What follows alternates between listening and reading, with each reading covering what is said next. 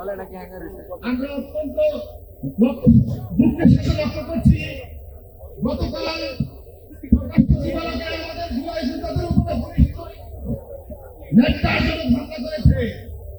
এই পুলিশ লীগের হামলা থেকে জুলাই যোদ্ধা, সাংবাদিক, নিরীহ পথচারী, দোকানি কেউ রেহাই পায়নি। আমরা এই পুলিশ লীগের হামলার তীব্র নিন্দা এবং ধিক্কার জানাই। আমরা এই পুলিশ লীগের বিচার চাই।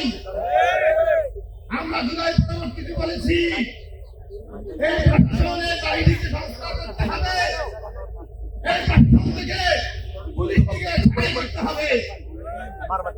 কিন্তু যে জুলাই রাষ্ট্রের উপর প্রতিষ্ঠিত ইন্টারিম গভর্নমেন্ট তারা জুলাইয়ের সাথে বেইমানি করে পুলিশ লীগ কোনো সংস্কার করেনি, উল্টো পুলিশ লীগকে তারা পুনর্বাসন করেছে। আমরা ধিক্কার জানাই।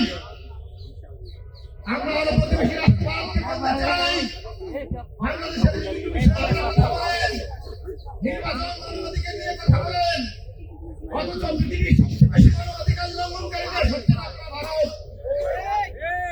আপনারা ভারতের মুসলিমদেরকে নিপীড়ন করেন, মণিপুর মিজোরামে আপনারা ইহুদি খ্রিস্টানদেরকে নিপীড়ন করেন। আমরা আজকে বাংলাদেশের পক্ষ থেকে ইহুদি খ্রিস্টানদের উপর যে নিপীড়ন করেন তারও ধিক্কার জানাই। মুসলিমদের উপরে যে হামলা করেন তারও ধিক্কার জানাই। আপনার ক্রিসমাসে খ্রিস্টানদের ধর্মীয় উপাসনায় হামলা করেছেন, আপনারা হচ্ছেন সেই ভারত।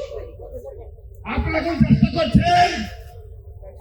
আপনারা পুরাতন ইসলামী ইসলামকে কাজে লাগিয়ে 2008 সালের মতো আরো একটি পাতালির ক্ষতি করার জন্য বাংলাদেশে আমরা বলে দিতে চাই, ভারত এবং তাদের পুরাতন ইসলামিস্টদের পুরাতন ফেসিবাদ, নব্য ফেসিবাদ যদি আবার বাংলাদেশে 2008 সালের মতো পাতালির শেষ করতে চাই, আমরা তার দাঁত ভাঙা জবাব দিব।